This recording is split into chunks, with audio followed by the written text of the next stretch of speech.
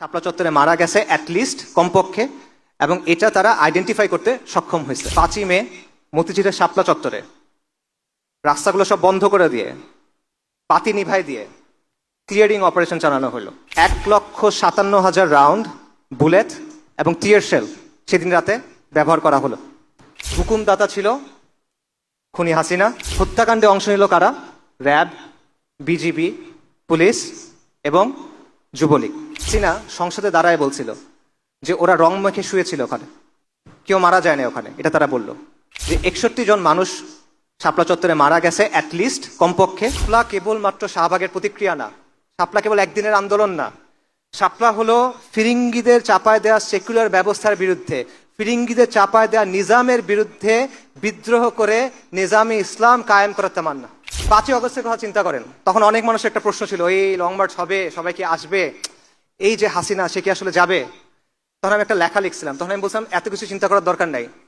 কে ডাক দিল, কে ডাক দিল না, কে কালকে থাকলো, কে কালকে থাকলো না, এগুলো নিয়ে চিন্তা করেন না, রাস্তায় নেমে যান। ইতিহাস সাক্ষ্য দেয় এখানে 550 বছর মুসলিমদের শাসন ছিল, ইনশাল্লাহ এখানে আবার ইসলামী শাসন কায়েম হবে। রাখছে তোমারই ভাই, মিটাবে জুলুম চিরতরে, তাকে কোথা খুঁজে বলো পাই। বিসমিল্লাহ ওয়াসসালাতু ওয়াসসালামু আলা রাসূলিল্লাহ ওয়া আলা আলিহি ওয়া সাহবিহি ওয়া সাল্লামা তাসলিমান কাসীরা, আম্মা বাদ। রাব্বি ইশরাহ লি সাদরি ওয়া ইয়াসসির লি আমরি ওয়াহলুল উকদাতাম মিন লিসানি ইয়াফকাহু কওলি। আসসালামু আলাইকুম ওয়া রাহমাতুল্লাহি ওয়া বারাকাতুহু। আলহামদুলিল্লাহ, আমরা আজকে সবাই এই মজলিসে সহি সালামতে এসে উপস্থিত হতে পারছি, এজন্য আমরা মহান আল্লাহ শুকরিয়া আদায় করি। আল্লাহ সুবহানাহু ওয়া তাআলা না চাইলে এটা সম্ভব হতো না, এটা আল্লাহ সুবহানাহু ওয়া তাআলার রাহমা, এটা আল্লাহ সুবহানাহু ওয়া তাআলার নিয়ামত, তাই আমরা আল্লাহ শুকরিয়া আদায় করি আলহামদুলিল্লাহ। আমরা আয়োজক ভাইদের শুকরিয়া জানাই, তারা অনেক সময় নিয়ে, অনেক কষ্ট করে, অনেক পরিশ্রম করে এই অনুষ্ঠানের আয়োজন করছেন, আল্লাহ যেন তাদের উত্তম জাযা দেন। এবং আমি আপনাদেরকেও শুকরিয়া জানাই, আমার সামনে আপনারা যারা আছেন। আজকে একটা ছুটির দিন, বাংলাদেশের মানুষ ছুটির দিনে ঘুরতে পছন্দ করে, পরিবারের সাথে সময় কাটাতে পছন্দ করে। আপনারা সেটা না করে এখানে আসছেন, এটা ডেফিনেটলি দিনের জন্য ভালোবাসা থেকে, এই উম্মার জন্য, এই কওমের জন্য, এই দিনের জন্য ভালোবাসা থেকে। তো আল্লাহ আপনাদের নেক নিয়ত কবুল করেন, আপনাদের উত্তম জাযা দেন। একই সাথে আমি একটা বিষয় একটু যোগ করব, সেটা হলো আমাদের এই অনুষ্ঠানগুলোতে আসা বা এই আয়োজনগুলো যেন শুধুমাত্র একদিনের সাময়িক উত্তেজনা না হয়।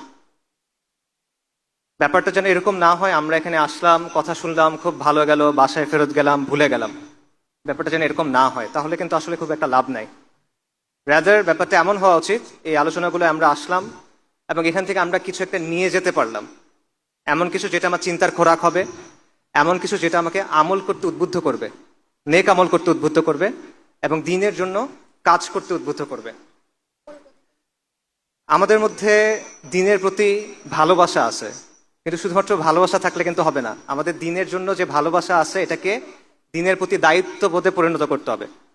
আমাদের মধ্যে দিনের প্রতি জজবা আছে, জজবা খুব ভালো, কিন্তু এই জজবাটাকে দৃঢ় সংকল্পে পরিণত করতে হবে।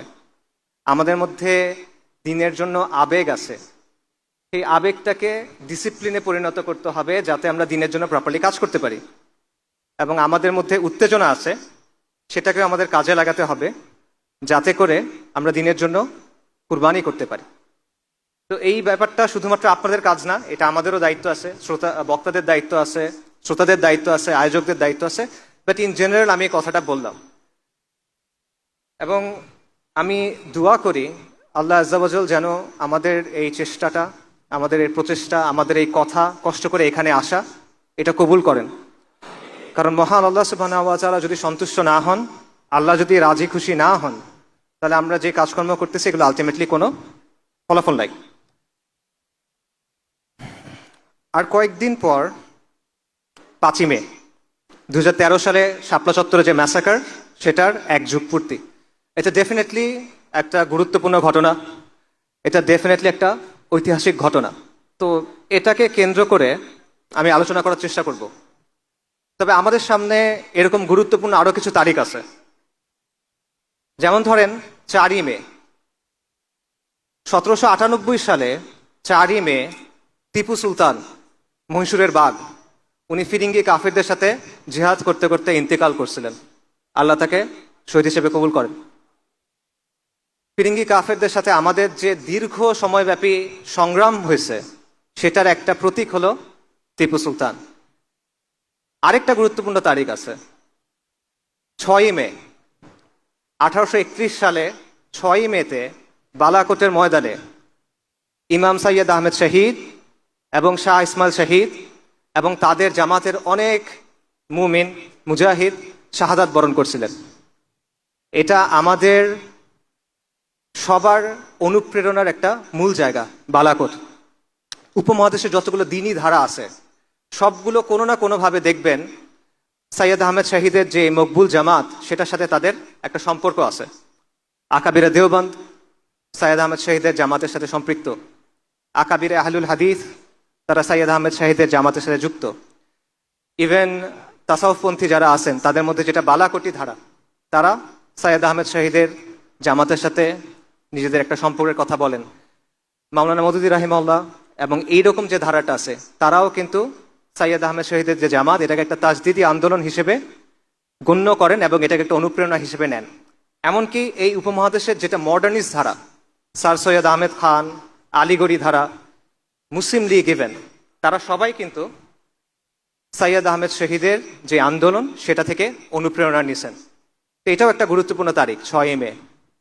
আরও একটা গুরুত্বপূর্ণ তারিখ সামনে আছে, এটা হলো 10ই মে। 10ই মে গুরুত্বপূর্ণ কেন? কারণ 1857 সালে এই 10ই মেতে পুরো ভারতবর্ষে হিন্দুস্তানে মহা অভ্যুত্থান হয়েছিল, যেটাকে ব্রিটিশরা সিপাহী বিপ্লব বলে বা সিপাহী বিদ্রোহ বলে। এটা আসলে সিপাহী বিদ্রোহ ছিল না, এটা ছিল ফিরিঙ্গি শাসনের বিরুদ্ধে হিন্দুস্তানের মানুষের, বিশেষ করে মুসলিমদের একটা সশস্ত্র অভ্যুত্থান। তো এটাও আমাদের আজাদির যে সংগ্রাম সেটার খুব গুরুত্বপূর্ণ একটা অধ্যায়। এবং এই সবগুলো তারিখ দেখেন কাছাকাছি পড়ে গেছে, 4ই মে, 5ই মে, 6ই মে, 10ই মে। এবং আমি মনে করি এটা শুধুমাত্র তারিখগুলো কাছে পড়া না, এই ব্যাপারগুলো আসলে একটা আরেকটার সাথে জড়িত। টিপু সুলতানের যে সংগ্রাম, সৈয়দ আহমেদ শহীদের যে সংগ্রাম, 1857 সালের সশস্ত্র অভ্যুত্থান, মহা অভ্যুত্থান এবং শাপলা চত্বরের যে ঘটনা, এই সবগুলো আমি মনে করি একই সুতোয় গাঁথা।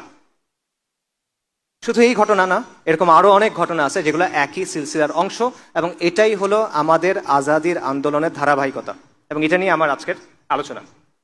তো আমি বলছিলাম যে শাপলা দিয়ে শুরু করব, তাই শাপলার ঘটনা নিয়ে অল্প একটু কথা বলি। আপনারা সবাই জানেন, তাও আমি অল্প কিছু বলি। 2013 সালে শাপলা চত্বরের ঘটনা ঘটে, মতিঝিলে শাপলা চত্বরের ম্যাসাকার ঘটে। বেসিক্যালি আওয়ামী লীগ যুদ্ধাপরাধের বিচারের নামে একটা প্রহসনের ট্রাইব্যুনাল চালু করে। সেখানে বাংলাদেশ জামাত ইসলামের কিছু নেতাকে প্রথমে যাবজ্জীবন কারাদণ্ড দেওয়া হয়। এটার প্রতিবাদে বাংলাদেশের সেকুলারদের সবচেয়ে উগ্র যে অংশটা, তারা শাহবাগে একটা জমায়েত শুরু করে এবং তারা ফাঁসির দাবি করে। এটাকে সমর্থন দেয় কে? আওয়ামী লীগ সরকার। আওয়ামী লীগের ট্রাইব্যুনাল, সেই ট্রাইব্যুনালের রায়, সেটার বিরুদ্ধে প্রতিবাদ হচ্ছে, সেটাকে পৃষ্ঠপোষকতা করতেছে আওয়ামী লীগ। এবং মিডিয়ার মাধ্যমে, সাংস্কৃতিক অঙ্গনের মাধ্যমে ব্যাপক হাইপ তোলা হয়, একটা উন্মাদনা তৈরি করা হয়, এবং পেছন থেকে এখানে সমর্থন দেয় কলকাঠি নাড়ে ভারত। এটা হলো শাহবাগের গণজাগরণ মঞ্চ। হেফাজতুল ইসলামের যে উত্থান, সেটা ঘটে অন্য একটা কারণে। সেটা কি?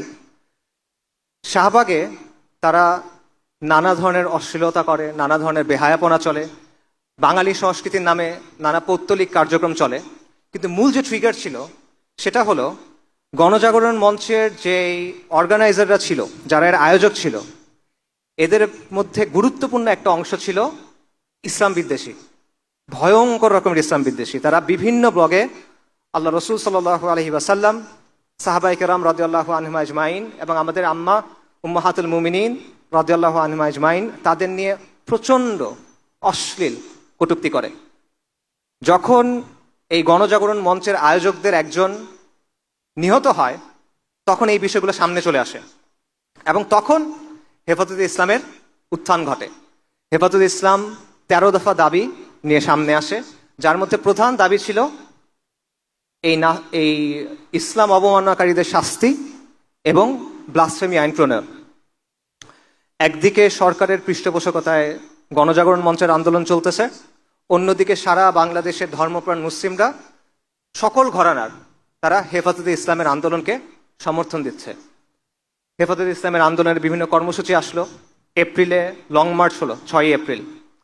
তারপর 5 মে ঢাকা অবরোধ কর্মসূচি ঘোষণা করা হলো। লক্ষ লক্ষ মানুষ আল্লাহ রসুল সাল্লাহ আসলামের ভালোবাসায় ঢাকায় আসলো, তসবিহ হাতে নিয়ে, ইমান বুকে নিয়ে, গামছার মধ্যে মুড়ি বেঁধে, জায়নামাজ নিয়ে, মাথায় টুপি দিয়ে তারা আসলো। কেন আসলো? শান্তিপূর্ণভাবে জমায়েত করতে। কারণ তারা আল্লাহ রসুল সাল্লাহ আলাই ওয়াসাল্লামের যে অবমাননা হয়েছে এটা মানতে পারে নাই, এই জন্য তারা আসলো। তাদের সাথে কি করা হইল? 5 মে মতিঝিলের শাপলা চত্বরে রাস্তাগুলো সব বন্ধ করে দিয়ে, পাতি নিভাই দিয়ে ক্লিয়ারিং অপারেশন চালানো হলো। 1,57,000 রাউন্ড বুলেট এবং টিয়ার শেল সেদিন রাতে ব্যবহার করা হলো এবং সেখানে একটা ম্যাসাকার হলো।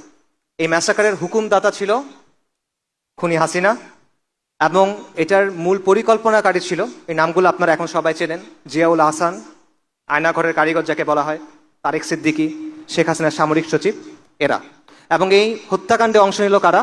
র্যাব, বিজিবি, পুলিশ এবং যুবলীগ। সরকার দাবি করলো কেউ মারা যায় নাই।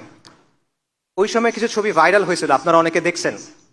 শাপলা চত্বরে পড়ে আছে শরীরে রক্ত, মানুষ মারা যাওয়ার সময় শরীর কাঁপে, ওরকম কাঁপার কিছু ভিডিও ছিল।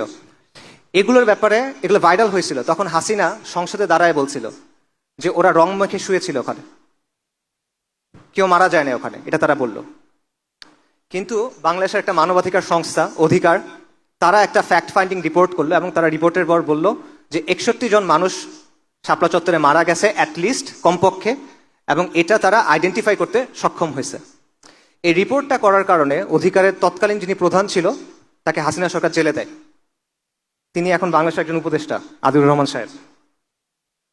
কিন্তু ওই দিন আসলে কতজন মারা গেছিল এটা এখনো পর্যন্ত নিশ্চিতভাবে বলা যায় না। সম্প্রতি একটা তথ্য পাওয়া গেছে, সেটা হলো 13 সালের মে মাসে আঞ্জুমান মফিদুল ইসলাম, এটা নাম শুনছেন আপনারা? বেওয়ারিশ লাশ দাফন করে। 13 সালের মে মাসে তারা 260 থেকে 270টা অতিরিক্ত বেওয়ারিশ লাশ দাফন করছে। অর্থাৎ 13 সালের মে মাসের আগে এবং পরে অ্যাভারেজে প্রতি মাসে তারা 90 থেকে 110টা বেওয়ারিশ লাশ দাফন করত। কিন্তু ওই মাসে তারা লাশ দাফন করছে 367টা, অর্থাৎ প্রায় 260 থেকে 270টা বেশি ওই মাসে। তাহলে অধিকারের ওখানে আমরা পাচ্ছি 61, এখানে পাচ্ছি 60 বা 260 বা 270, তার মানে 300-র বেশি, অ্যাটলিস্ট 300-র বেশি মুমিন মুসলমান সেদিন সেখানে জীবন দিয়েছেন, আল্লাহ তাআলা শহীদ হিসেবে কবুল করেন। এটার প্রতিক্রিয়া কি হয়েছিল? সুরঞ্জিত সেনগুপ্ত, আওয়ামী লীগের মন্ত্রী, সংসদে দাঁড়ায় বলছিল হেফাজত সুবহানাল্লাহ বলতে বলতে পালায় গেছে। বাংলাদেশের পত্রিকাগুলোতে খবর আসছিল ঢাকায় হেফাজতের তাণ্ডব। পত্রিকাগুলো নিউজ করছিল যে হেফাজত নাকি বাইতুল মোকাররমের বইয়ের মার্কেটে ঢুকে কোরআনের মুসহাফে আগুন দিছে। যারা ভিকটিম, এই মিডিয়া তাদেরকে আগ্রাসী হিসেবে প্রেজেন্ট করলো। যারা আল্লাহ রসুল সাল্লাল্লাহু আলাইহি সাল্লামের সম্মানের জন্য আসছিল তাদেরকে অপবাদ দিল তারা নাকি কোরআনে আগুন দিছে, নাউজুবিল্লাহ। এবং এত মানুষের নিয়ে কোনো কথা হইল না, তারা হা হুতাশ করলো কি, ঢাকার রাস্তার ডিভাইডারের উপর যে গাছগুলো লাগানো হয় সেই গাছ কাটা হয়েছিল, তারা এটা নিয়ে হা হুতাশ করলো। 300 জনের বেশি মানুষ মারা গেল, এটা নিয়ে কথা নাই। ঢাকার রাস্তায় গাছ কাটা হয়েছে, এটা নিয়ে তাদের আফসোস। এটা হলো আমাদের দেশের সুশীল সমাজ, এটা হলো আমাদের দেশের মিডিয়া, এটা হলো আমাদের দেশের সাংস্কৃতিক অঙ্গনের বাস্তবতা। এই শহীদদের মধ্যে একজন ছিল বুয়েটের ছাত্র রেহান আহসান। একটা বুয়েটের ছাত্র রাষ্ট্রীয় বাহিনীর গুলিতে মারা গেছে, এটা যদি অন্য কোনো প্রেক্ষাপটে ঘটতো পুরো বাংলাদেশ কেঁপে উঠত, পুরো বাংলাদেশে আন্দোলন হতো, সবার মুখে মুখে এই কথাটা থাকতো। রেহান আহসানকে নিয়ে কোনো কথা হয় নাই। কেন হয় নাই? কারণ সে ইসলামের জন্য গেছিল এখানে, কারণ সে মুসলিম পরিচয় নিয়ে গেছিল, কারণ সে হুজুরদের সাথে গেছিল, কারণ সে আল্লাহ রসুল সাল্লাল্লাহু আলাইহি ওয়াসাল্লামের শান এবং মানের জন্য, মর্যাদার জন্য সেদিন সেখানে গেছিল এবং প্রাণ দিতে হয়েছিল। হেফাজতের শাপলা চত্বরে এই ঘটনার সিগনিফিকেন্স কি? এটা সিগনিফিকেন্স হলো 1/11 পর তো হাসিনা মোট 3 টার্ম ছিল, রাইট? 3 মেয়াদ সে ছিল। প্রথম মেয়াদের 2টা ঘটনা খুব সিগনিফিকেন্ট। একটা হলো পিলখানার ঘটনা, একটা হলো শাপলা চত্বরের ঘটনা। শাপলা চত্বরের ঘটনার পর হাসিনা এবং আওয়ামী লীগ অনেক বেশি বেপরোয়া হয়ে ওঠে। তাদের মধ্যে একটা আত্মবিশ্বাস জন্মায় না যায় যে যে কোনো আন্দোলনকে আমরা এভাবে দমন করে ফেলতে পারবো, এবং বিরোধীদের মধ্যেও একটা ভয় ঢুকে যায় যে হেফাজতের মতো যদি আমাদের সাথেও করে। এবং এর ফলে যেটা হলো, আওয়ামী, যেটাকে সবাই আওয়ামী ফ্যাসিবাদ বলে, আমি আওয়ামী জাহেলিয়াত বলি, আওয়ামী জাহেলিয়াত এই শাপলা চত্বরের ঘটনার পর একটা অ্যাডভান্স স্টেজে প্রবেশ করলো। এবং এই সময় যে বাংলাদেশের সমাজ এটা নিয়ে কথা বলে নাই, বাংলাদেশের, বিশেষ করে বাংলাদেশের আরবান মিডল ক্লাস, মানে শহুরে মধ্যবিত্ত শ্রেণী, তারা যে এটা নিয়ে কথা বলে নাই, এটার মাসুল পুরা বাংলাদেশকে দিতে হয়েছে আরো 11 বছর পর্যন্ত, 2024 সাল পর্যন্ত। আজকে 12 বছর পার হয়ে গেছে, এখনো রেহান আহসানদের হত্যার বিচার হয় নাই, এখনো শাপলা চত্বরের গণহত্যার বিচার হয় নাই, অবমাননাও এখন বন্ধ হয় নাই। এখনো রাখাল রাহার মতো অনেক মানুষ আল্লাহ এবং তার রসুল সাল্লাল্লাহু আলাইহি ওয়াসাল্লামকে নিয়ে অবমাননার কথা বলে, এখনো এটা বাংলাদেশে চলতেছে। শাপলাকে কিভাবে দেখা উচিত, শাপলা চত্বরের ঘটনাটাকে কিভাবে দেখা উচিত? এটা 2 ভাবে দেখা যায়। এটা একটা দেখার উপায় হলো যে একদিকে শাহবাগে উগ্র সেকুলারদের উত্থান ঘটছিল, এবং এটার প্রতিক্রিয়া হিসেবে বাংলাদেশের রক্ষণশীল যে সমাজ, বাংলাদেশের ধর্মপ্রাণ যে অংশটা, এটার প্রতিক্রিয়া হিসেবে তাদের প্রতিক্রিয়া ছিল হেফাজত ইসলামের আন্দোলন। এটা হলো একটা দৃষ্টিভঙ্গি, এবং এই আন্দোলনটাকে হাসিনা মোকাবেলা করার জন্য প্রচন্ড রাষ্ট্রীয় শক্তি ব্যবহার করছিল, যে কারণে এই ম্যাসাকার ঘটছে। এটা হলো একটা দৃষ্টিভঙ্গি। কিন্তু আমি ব্যাপারটা এভাবে দেখি না। আমার কাছে শাপলা একটা সংগঠনের একটা কর্মসূচি না, আমার কাছে শাপলা একটা দিনের একটাও ঘটনার নাম। আমার কাছে শাপলা হলো একটা চেতনার নাম, একটা আদর্শের নাম, এবং একটা স্বপ্নের নাম। শাপলা হলো অনেক লম্বা একটা সংগ্রামের একটা ধারাবাহিকতা, যেটা এখনো শেষ হয় না, যেটা আরো চলবে। শাপলা হলো কুফরি নিজামের বিরুদ্ধে, কুফরি শক্তির বিরুদ্ধে এই কওমের এবং এই জমিনের যে মুসলিমরা আছে তাদের যেই ক্রমাগত সংগ্রাম, তাদের যে ক্রমাগত আন্দোলন, সেটার একটা ধারাবাহিকতা, যেটা বহু শতাব্দী ধরে চলমান। এবং এটারই একটা অধ্যায় হলো শাপলা চত্বর। এটা আমার মত। এবং এই সংগ্রামটাকেই আমি বলতেছি আমাদের আজাদির সংগ্রাম, এবং এটা নিয়ে আজকে আলোচনা। আজাদির আন্দোলন বা আজাদির সংগ্রাম, এটা 2টা অর্থ হয়। একটা অর্থ হলো প্রচলিত অর্থ, যে স্বাধীনতার আন্দোলন, যে আমাদের 200 বছর ইংরেজদের শাসন ছিল, এরপর আমরা উপমহাদেশের মুসলিমরা বা হিন্দুস্তানের মুসলিমরা তার একটা নিজস্ব রাষ্ট্র পাইছে পাকিস্তান, এটা একটা আজাদি ছিল। 71 সালে বাংলাদেশ হয়েছে, এটা একটা আজাদি ছিল। তারপর হাসিনার আওয়ামী জাহিলিয়াতের পরে 24 সালে হাসিনার পতন হয়েছে, এটাও একটা আজাদি। এটা একটা ব্যাখ্যা আছে, আমি এটা মনে করি না। আমার মতে আমি আজাদি শব্দটা অন্য একটা অর্থে ব্যবহার করতেছি। সেটা হলো, আজাদির আন্দোলন হলো ওই আন্দোলন যেটা এই জমিনের মুসলিমরা শুরু থেকে করে আসতেছে, এবং এই আন্দোলন এখনো শেষ হয় নাই। এই জমিনে মুসলিমদের হিস্ট্রি যদি আপনি দেখেন, তাহলে দেখবেন ক্রমাগত এখানে দুয়াত আসছেন, ক্রমাগত এখানে অলি আউলিয়ারা আসছেন, ক্রমাগত এখানে মাশায়েখরা আসছেন, এবং তারা এখানে মজলুম মানুষের পক্ষে দাঁড়াইছেন। তারা এখানে কুফরি এবং শিরকি শক্তির বিরুদ্ধে প্রতিরোধ গড়ে তুলছেন, দাওয়ার কাজ করছেন, ইসলার কাজ করছেন, জিহাদের কাজ করছেন, এবং এই কন্টিনিউয়াস একটা ধারা আপনি দেখবেন চলমান। আমি মনে করি এইটা হলো আমাদের আজাদির আন্দোলন, কারণ আজাদির অর্থ হলো মুক্তি, রাইট? তো মানুষের মুক্তি কখন আসে? মানুষের মুক্তি কোন সময় আসে? মানুষের মুক্তি আসে যখন সে কুফর এবং শিরকের অন্ধকার থেকে বের হয়ে তাওহীদ এবং ঈমানের আলোতে আসে। এটার বাইরে তো আর কোনো মুক্তি নাই। এটার বাইরে দুনিয়াবি সেন্সে অনেক মুক্তি আছে, কিন্তু আলটিমেট যে সেন্স, চিরন্তন যে অর্থ, সেই অর্থে মুক্তি তো এটাই। এই বঙ্গভূমিতে, মুসলিম বঙ্গে কন্টিনিউয়াসলি যে ওলামায়ে কেরাম আসছেন, মুজাদ্দিদগণ আসছেন, দায়ীগণ আসছেন, তারা কিসের জন্য এতগুলো কষ্ট করছেন? তারা কিসের জন্য এত কাজ করছেন?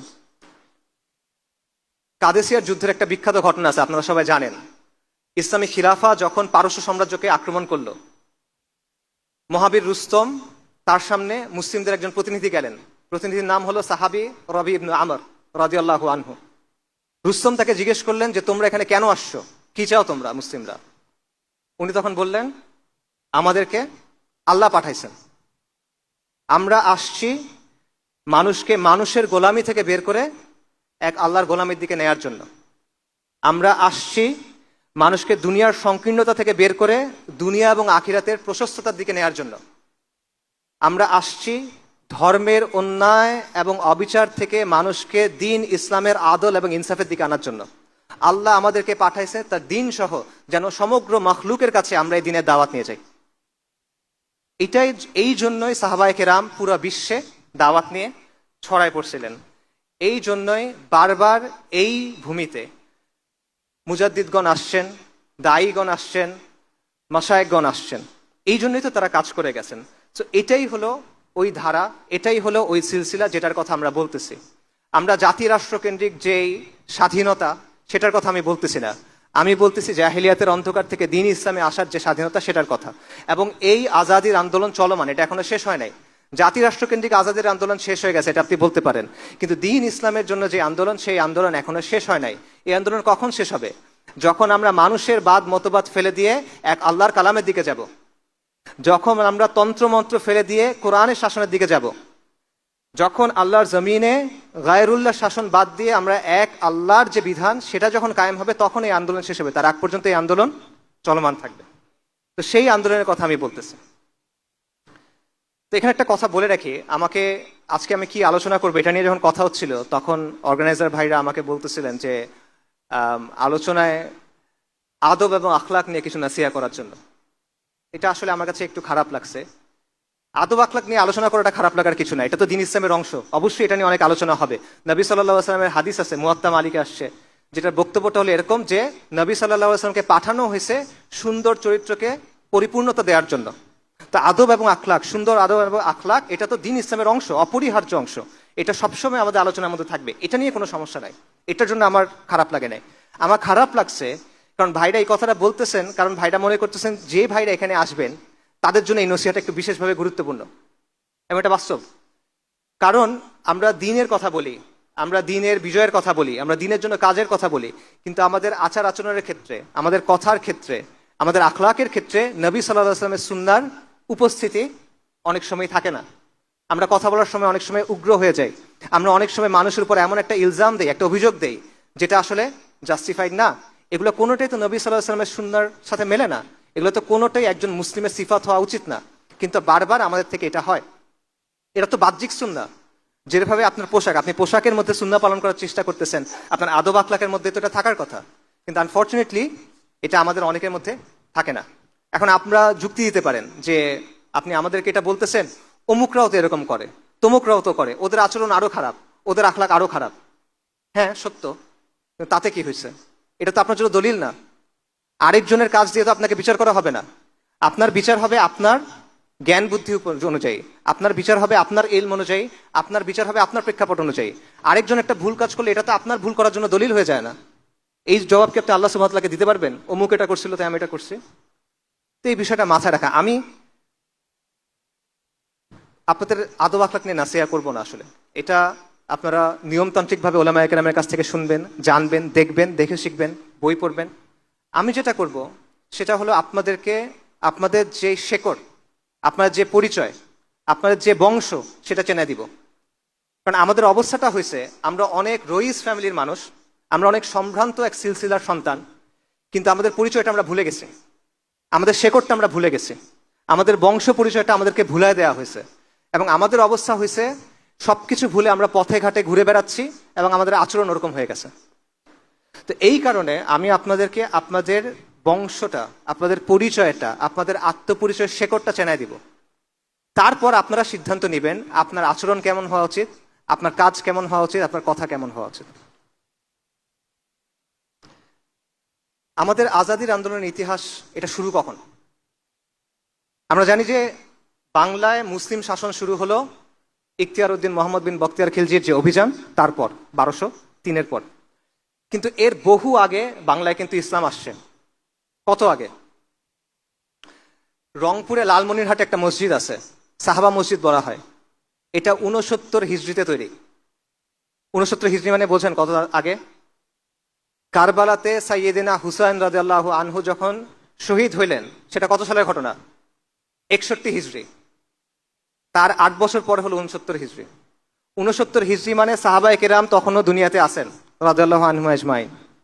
মুহাম্মদ বিন কাসেম সিন্ধু বিজয় করছেন কখন? উনি বিজয় করছেন 92 হিজরিতে। তারও 23 বছর আগে হলো 69 হিজরি। 4 মাযহাবের যে ইমাম আছেন তাদের মধ্যে সবার আগের জন্মকার ইমাম আবু হানিফা, তার জন্ম কখন? 80 হিজরিতে। 69 হিজরি তার 11 বছর আগের কথা। 69 হিজরিতে এখানে মসজিদ ছিল মানে এখানে মুসলিম ছিল। মসজিদ ছিল মানে ধারণা করা হয় সেই মসজিদের চারপাশে মুসলিম জনপদ ছিল। তাহলে কত আগে থেকে এখানে ইসলাম আছে চিন্তা করেন। ইসলামের শেকড়টা কত পুরনো চিন্তা করেন। আমাদের যে ইসলাম এটা কি নদিয়ার ইসলাম? আমাদের ইসলামের যে শেকড় এটা কি লোকায়ত ইসলামের শেকড়? আমাদের ইসলামের হলো সাহাবায়ে কেরামের ইসলাম, তাবেঈনদের সময়ের ইসলাম। তো আমাদের আজাদির আন্দোলনের শুরুটা সেখানে 69 হিজরিতে অ্যাটলিস্ট, বা তারও আগে যাবে। এবং এই সময়ের পরে মুসলিম শাসন কায়েম হওয়ার আগেও শত শত বছর ধরে বহু দায়ী, বহু মাশায়েখ, বহু অলি আউলিয়া এই জমিনে আসছেন। তারা এখানে দাওয়াতের কাজ করছেন, ইসলাহার কাজ করছেন, সংগ্রাম করছেন, জিহাদও করছেন। এবং এরকম অনেক ঘটনা আপনারা জানেন, এরকম অনেক ঘটনা বাংলায় প্রচলিত আছে। আমি আপনাদের কয়েকটা এক্সাম্পল দিই। যেমন বাবা আদম শহীদের নাম আপনারা অনেকে হয়তো বা শুনবেন, বিশেষ করে বিক্রমপুর, মুন্সিগঞ্জ এই অঞ্চলের মানুষ যারা। তার ব্যাপারে প্রচলিত আছে যে সেন রাজাদের যখন শাসন চলতেছিল তখন তারা মুসলিমদের উপর অনেক বেশি অত্যাচার করত। এই অত্যাচারের খবর জেনে বাবা আদম শহীদ একটা সেনাবাহিনী নিয়ে এখানে আসছিলেন তাদের সাথে ফাইট করার জন্য।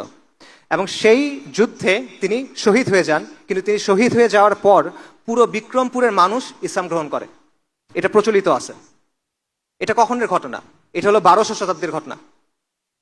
আপনারা হযরত শাহ মাখদুম রহমতুল্লাহ আলাইহি তার কথা জানেন, বিশেষ করে রাজশাহীর মানুষ তার কথা জানবেন। তার হিস্ট্রি কি? তার ব্যাপারে প্রচলিত আছে যে ওই সময়ের যে হিন্দু রাজারা ছিল বা পৌত্তলিক রাজারা ছিল তারা অনেক বেশি অত্যাচার করতো এবং তারা নানা ধরনের পূজা করতো। তারা নরবলি দিত, মানুষকে পূজার জন্য জবাই করতো সহজ ভাষায়। এবং সাধারণ মুসলিমরা খুব পেরেশান ছিল, তাদের সাহায্য করার জন্য শাহ মাখদুম আসছিলেন। তার ব্যাপারে বলা হয় তিনি পদ্মার তীরে একটা কেল্লা তৈরি করছিলেন এবং এই যে মজলুম মানুষ সেখানে এসে আশ্রয় নিত এবং এটার নাম হয়ে যায় মাখদুম নগর। এবং পরবর্তীতে তিনি মুসলিমদের একটা বাহিনী নিয়ে এই রাজাদের বিরুদ্ধে ফাইট করেন। এটা কখনের কথা? এটাও 1200 শতাব্দীর কথা। আপনারা হযরত শাহজালাল রহমতুল্লাহ আলাইহির কথা জানেন। তিনি সিলেটে কেন আসছিলেন? রাজা গৌরগোবিন্দ ছিল, তার শাসনামলে একজন মুসলিম তার ছেলের আকিকা করছিল গরু জবাই দিয়ে, বলা হয় তার নাম বুরহান উদ্দিন। এটা যখন রাজা শুনছে ওই ছেলেকে মেরে ফেলছে এবং মুসলিমদের উপর অত্যাচার করা শুরু করছে। এই খবর শুনে সুলতান ফিরোজ শাহ বাহিনী পাঠাচ্ছেন যে একে পরাজিত করার জন্য, কিন্তু পরাজিত হচ্ছে না। তখন হযরত শাহজালাল, হযরত শাহপরান এবং তার সাথে আরো 300 জনের বেশি তারা আসছেন এবং আল্লাহর ইচ্ছায় পরাজিত করছেন। কাজেই আপনি দেখেন যে এরকম আরো অনেক দায়ীগণ বাংলায় আসছেন, দাওয়াতি কাজ করছেন, তারা সাধারণ মানুষের পাশে দাঁড়াইছেন, তারা নানাভাবে নানা বাধার মোকাবেলা করছেন। এবং বাংলায় মুসলিম শাসন প্রতিষ্ঠার অনেক আগেই এইখানে ইসলামের জন্য লড়াই শুরু হয়ে গেছিল, যার প্রমাণ আমি আপনাদের কয়েকটা ঘটনা মাত্র বললাম। যুগে যুগে আউলিয়াগণ, দায়ীগণ, মুজাহিদগণ, মুজাদ্দিদগণ এই লড়াইটা চালায় গেছেন। এটা আমাদের আজাদির আন্দোলনের ধারাবাহিকতা। এবং এই যে তাদের মেহনত, এই যে তাদের কুরবানি, এটার ফলে কি হলো? 1203 সালে ইখতিয়ার উদ্দিন মোহাম্মদ বিন বখতিয়ার খিলজি রাহিমাহুল্লাহ তিনি বাংলা দখল করলেন। তার দখল করাটা এটা হঠাৎ ঘটে যাওয়া ঘটনা না ভাই। এটা হলো এই যে দীর্ঘ মেহনত, এই যে দীর্ঘ কষ্ট, এই যে দীর্ঘ কুরবানি, এটার ফলে এই অঞ্চলটা উর্বর হয়েছিল ইসলামের জন্য। এবং এটা যখন উর্বর হয়েছে তখন বাইরে থেকে যখন সাহায্য আসছে, আলহামদুলিল্লাহ এখানে মুসলিমরা কর্তৃত্ব অর্জন করছে। এবং এর 100 বছরের মধ্যে সমগ্র বাংলা মুসলিম শাসনের অধীনে চলে আসছে। এবং বাংলায় 550 বছর মুসলিমদের শাসন ছিল। সুলতানি আমল ছিল, তারপর শেরশাহর কিছু শাসন ছিল, 12 ভূঁইয়ার শাসন ছিল, মুঘল আমলে সুবা বাংলা ছিল, তারপর বাংলার নবাবদের শাসন ছিল। এবং এই সময়টা ছিল এই ভূখণ্ডের সবচেয়ে সমৃদ্ধ সময়। এই সময়টা ছিল যখন বাংলা ছিল পুরো পৃথিবীর একটা কসমোপলিটন হাব। এখন যেমন মানুষ ইউরোপে যায়, এখন যেমন মানুষ ব্যবসার জন্য আমেরিকাতে যায়, তখন মানুষ এখানে আসতো। ইবনে বতুতার বিখ্যাত লেখা আছে রেহলা, সেখানে উনি এই বাংলার ব্যাপারে আলোচনা করছেন। উনি বলতেছেন যে এটার মতো জায়গায় আমি আর দেখি নাই। এখানে যে যত ডাইভার্স, এত বিভিন্ন পণ্য পাওয়া যায় এটা আমি আর কোথাও দেখি নাই, এত কমে কোথাও পাওয়া যায় এটা আমি দেখি নাই। একজন ফ্রেঞ্চ পর্যটক আছে, সে বলছে বাংলা হলো প্রাচুর্যের জায়গা, প্রাচুর্যের জমি। এখান থেকে যে পরিমাণ জিনিস রপ্তানি হয় আর কোনো জায়গা থেকে আমি দেখিনি এত জায়গা জিনিস রপ্তানি হতে। এটা ছিল এই বাংলা। ব্রিটিশরা যখন ভারতবর্ষে ঢুকলো, আক্রমণ করলো, মোগল আমলে পুরো বিশ্বের জিডিপির 25% ছিল হিন্দুস্তানের, এবং হিন্দুস্তানের সবচেয়ে সমৃদ্ধ জায়গা ছিল বাংলা। এটা ছিল মুসলিম শাসনের অবস্থা। কিন্তু এরপর কি হলো? এরপর হলো আমাদের লাঞ্ছনার অধ্যায়, যেটা শুরু হলো, যেটা এখনো চলতেছে। 1757 সালে আপনারা জানেন পলাশির যে যুদ্ধ হলো, সেই যুদ্ধে নবাব সিরাজউদ্দৌলা পরাজিত হলো। পরাজয়ের পিছনে অনেক কারণ ছিল। মীর জাফর, জগৎ শেঠ, তাদের গাদ্দারির একটা ভূমিকা ছিল। পাশাপাশি এই শাসক শ্রেণীর নিজেদের ভেতরকার অবক্ষয়, এটারও একটা ভূমিকা ছিল। এবং এর মাধ্যমে আমাদের উপরে ফিরিঙ্গি কাফেরদের যে শাসন, এটা চেপে বসলো এবং আমাদের লাঞ্ছনার একটা অধ্যায় শুরু হলো, যেটা আজ 300 বছর হইতে চলতেছে, প্রায় 250 বছর হয়ে গেছে। এটা এখনো চলমান এবং এই শাসনটা আমাদেরকে ভেঙে চুরে দিল। হিন্দুস্তানে মুসলিমদেরকে আর কেউ পরাজিত করতে পারে নাই। এটা ইতিহাস ঘুরে দেখবেন, একবার মুসলিমরা এখানে কর্তৃত্ব অর্জন করার পর পৌত্তলিক শক্তি আমাদেরকে পরাজিত করতে পারে নাই। মাঝে মধ্যে কিছু কাজকর্ম করছে, বাট তাদেরকে মোকাবেলা করা গেছে। কিন্তু আমাদের পরাজিত করছে ফিরিঙ্গি কাফেররা, এবং তারা আমাদের পুরো সমাজ, আমাদের রাজনীতি, আমাদের অর্থনীতি, আমাদের শিক্ষা ব্যবস্থা সব ধ্বংস করে দিছে। কিভাবে ধ্বংস করছে? আমি ছোট ছোট কিছু এক্সাম্পল দিই। আমাদের গ্রামগুলো স্বনির্ভর ছিল, আমাদের গ্রামের সমাজগুলো স্বনির্ভর ছিল, তারা এটা পুরোপুরি ভেঙে দিল। তারা কি করলো? ইচ্ছা মতো ট্যাক্স ছাপাই দিল। এবং আগে গ্রামগুলো এক হয়ে ট্যাক্স দিত, মানে পুরো গ্রাম একসাথে ট্যাক্স আদায় করত। এখন তারা ঘরে ঘরে আলাদা করে ট্যাক্স নেওয়া শুরু করলো। এবং আগে পণ্য দিয়ে ট্যাক্স আদায় করা যেত, কৃষক তার ধান দিয়ে ট্যাক্স আদায় করবে। এখন হলো যে না, মুদ্রা দিয়ে ট্যাক্স আদায় করতে হবে। এইভাবে গ্রামের যে স্বনির্ভর অর্থনীতি ছিল সেটা ভেঙে গেল। তারা আমাদের কাছ থেকে ট্যাক্স নিত, সেই ট্যাক্সের টাকা দিয়ে আমাদের বানানো জিনিস কিনতো কম দামে। যেমন মসলিন, আপনারা জানেন ঢাকাইয়া মসলিনের বিখ্যাত জিনিস পুরো পৃথিবীতে খ্যাতি ছিল। নামমাত্র মূল্যে তারা এটা কিনে নিত, তারপর তারা এটা ব্রিটেনে পাঠাইতো, সেখানে তারা মুনাফা করত। টাকা আমাদের, শ্রম আমাদের, পণ্য আমাদের, মুনাফা ওদের। এটা হলো কোম্পানির শাসনের বাস্তবতা, ইস্ট ইন্ডিয়া কোম্পানির শাসনের বাস্তবতা। এবং এটাকে অনেক ঐতিহাসিক বলছে এটা হলো ডাকাতির শাসন। যেমন মার্কস বলছে এটা হলো নেকেড প্লান্ডার, মানে নগ্ন লুটপাট। এবং আমেরিকান একজন ঐতিহাসিক আছেন রেজিনাল্ড রেইনল্ডস, সে বলতেছে এটা হলো robbery in the name of commerce, বাণিজ্যের নামে ডাকাতি। এই কাজটা তারা এখানে করছে। এবং এটার ফলে কি হয়েছে? যেই জায়গাটা ছিল হিন্দুস্তানের সবচেয়ে সমৃদ্ধ জায়গা, যেখানে 550 বছর মানুষ দারিদ্র কি চিনত না, সেখানে একের পর এক দুর্ভিক্ষ হওয়া শুরু করলো।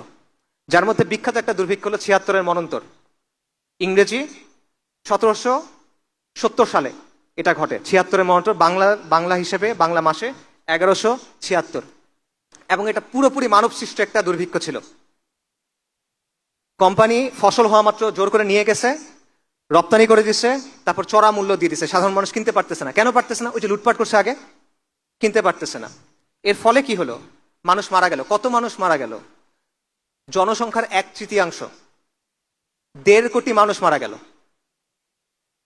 ওই সময়কার ইংরেজদের গভর্নর জেনারেল ওয়ারেন হেস্টিংস বলতেছে প্রতি 16 জনে 6 জন মানুষ মারা গেছে। জনসংখ্যার 1/3 মানুষ মারা গেছে।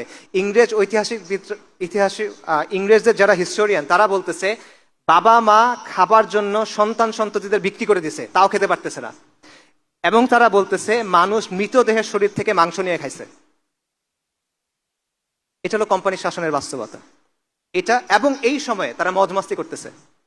ওয়ারেন হেস্টিংস লিখছে এখানে অনেক দুর্ভিক্ষ হচ্ছে, জনসংখ্যার 1/3 মারা গেছে, 1.5 কোটি মানুষ মারা গেছে, মানুষ লিটারেলি মানুষের মাংস খাচ্ছে, কিন্তু আমরা যথেষ্ট রাজস্ব তুলতে পারছি। 3 বছর আগে যে রাজস্ব তুলছি, এবছর এর চেয়ে ভালো রাজস্ব তুলছি, এটা তারা বলতেছে। আমাদের শিক্ষা ব্যবস্থা তারা ধ্বংস করে দিয়েছে। উইলিয়াম অ্যাডামস নামে এক ইংরেজ ঐতিহাসিক আছে, সে বলছে ইংরেজরা এখানে আসার আগে বাংলাদেশে হিন্দুস্তানে না, বাংলাদেশে 80,000 শিক্ষা প্রতিষ্ঠান ছিল। প্রতি 400 জনের জন্য একটা মাদ্রাসা ছিল। এবং এগুলো সব চলতো ওয়াকফের মাধ্যমে, সরকারের না, ওয়াকফের মাধ্যমে চলতো। কমিউনিটি এগুলোকে চালাতো। ইংরেজরা কি করলো? তারা সমস্ত ওয়াকফ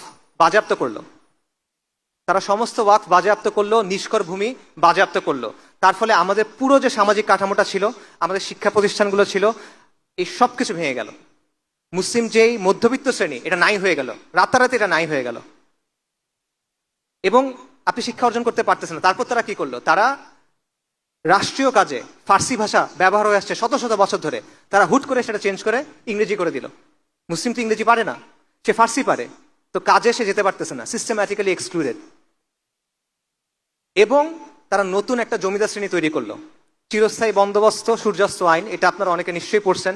এটার মাধ্যমে মুসলিম যেই অভিজাত শ্রেণী ছিল এটাকে মুছে দেয়া হলো, এবং সেটার জায়গায় নতুন একটা জমিদার শ্রেণী তৈরি করা হলো। এই নতুন জমিদার শ্রেণী কারা? এরা হলো যাদের নাম হলো দেব, যাদের নাম হলো মিত্র, যাদের নাম হলো বসাক, যাদের নাম হলো শীল। এরা হলো সেই নতুন জমিদার শ্রেণী। কালকে পর্যন্ত যারা মুসলিমদের অধীনে ছোট ছোট চাকরি করত, এরা এখন মুসলিমদের উপর জমিদার হয়ে গেল, এবং এরা কোম্পানির জুনিয়র পার্টনার হিসেবে, ইংরেজদের জুনিয়র পার্টনার হিসেবে আমাদের উপরে শোষণ চালাতে লাগলো। তো এই হলো একটা ছোট্ট সামারি যে ফিরিঙ্গি কাফেরদের শাসনের ফলে আমাদের এখানে কি অবস্থা হয়েছে। 1757 সালে রাজনৈতিক পরাজয়, সামরিক পরাজয়, তারপর চিরস্থায়ী বন্দোবস্ত 1793 সূর্যাস্ত আইন, এটার মাধ্যমে মুসলিম অভিজাত শ্রেণী ধ্বংস হয়ে গেল, শিক্ষা ব্যবস্থা ধ্বংস হয়ে গেল, ওয়াকফ নিষ্কর ভূমি সব তারা নষ্ট করে দিল, আমাদের পুরো সমাজকার ধ্বংস হয়ে গেল। যারা ছিল হিন্দুস্তানের শাসক, যারা ছিল এইখানের কর্তৃত্বের অধিকারী, সম্মান এবং মর্যাদার অধিকারী, তারা অল্প কয়েক দশকের মধ্যে নিরক্ষর, অশিক্ষিত, দুর্বল, লাঞ্ছিত হয়ে গেল। এটা হলো আমাদের লাঞ্ছনার অধ্যায়। এবং একজন আইরিশ দার্শনিক আছে, এডমন্ড বার্গ, বিখ্যাত দার্শনিক, সে বলছে যে কোম্পানি বা ফিরিঙ্গিদের যে শাসনটা এখানে ছিল এটা হলো আ রুল অফ ভায়োলেন্স অ্যান্ড অপ্রেশন, সহিংসতা আর জুলুমের শাসন, আর টাইরানি দ্যাট নেভার রেস্টেড, নিরন্তর স্বৈরাচার, নিরন্তর অত্যাচার। এবং বলছে এটা হলো নেকড়ের শাসন, আ রুল অফ wolves। কিন্তু এখানে আসলে শেষ না, এইখানে আমাদের আজাদির আন্দোলনের নতুন ধারা কিন্তু এই সময়ে শুরু হওয়া। ইংরেজ শাসনের প্রথম 100 বছরে মুসলিমরা কি করছে?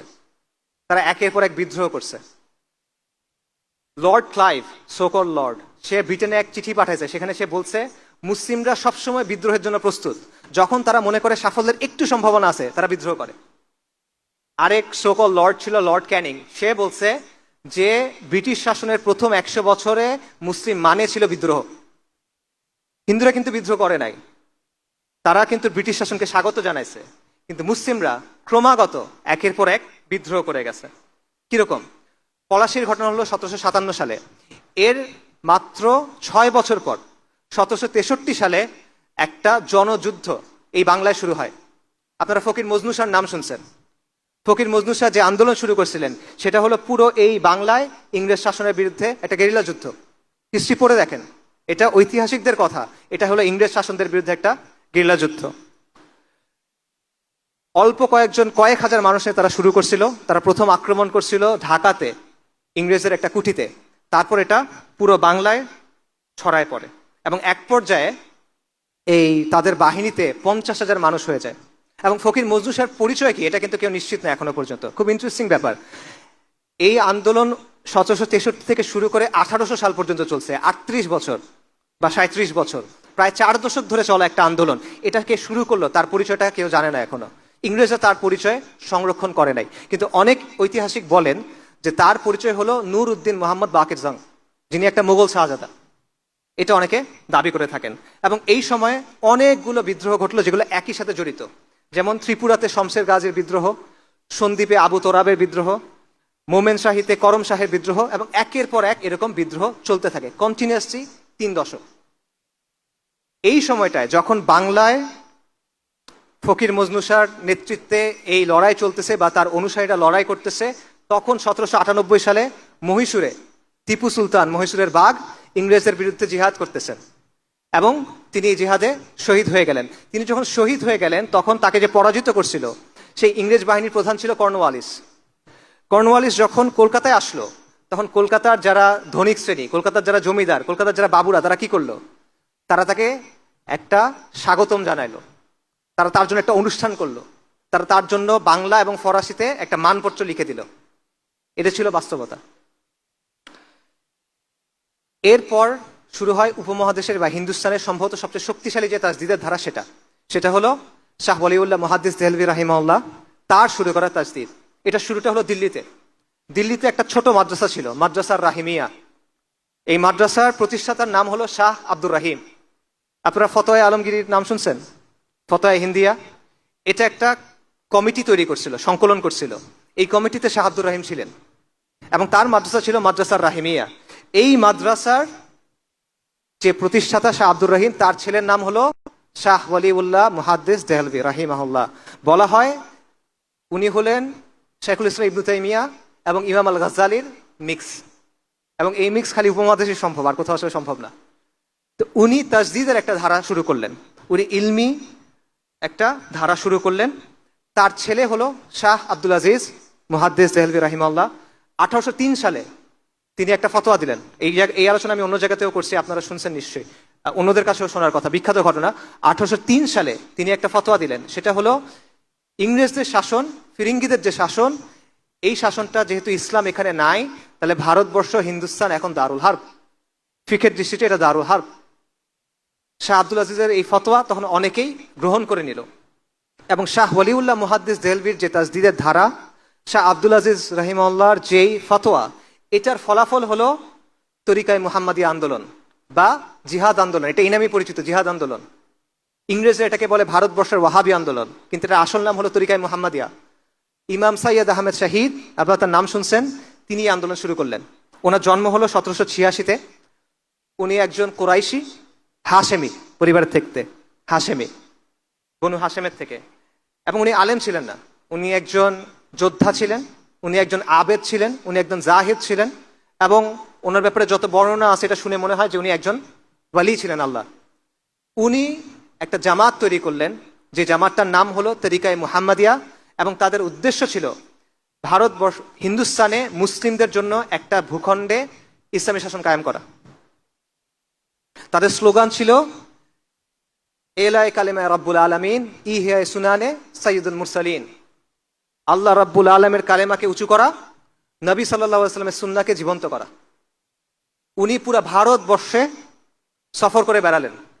1812 সালে একবার, 1821-এর পরে একবার, পুরো ভারতবর্ষে সফর করলেন।